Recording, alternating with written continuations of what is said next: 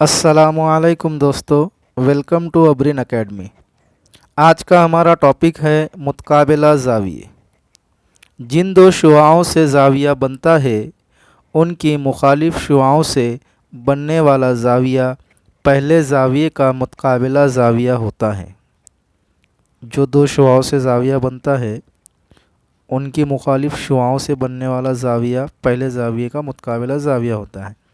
मिसाल के तौर पर शक्ल में ज़ाविया पी क्यू आर और ज़ाविया एस क्यू टी मुतकाबिला ज़ाविये है, क्योंकि ज़ाविया पी क्यू आर जो है तो वो शुआ पी क्यू और क्यू आर की वजह से बना है। अब शुआ पी क्यू की मुखालिफ शुआ जो है वो क्यू टी है और शुआ क्यू आर की मुखालिफ शुआ जो है वो क्यू एस है। अब उन मुखालिफ शुआओं के यानी क्यू टी और क्यू एस की वजह से ज़ाविया एस क्यू टी बना है, इसलिए ज़ाविया पी क्यू आर और ज़ाविया एस क्यू टी एक दूसरे के मुतकाबिला ज़ाविये कहलाएंगे।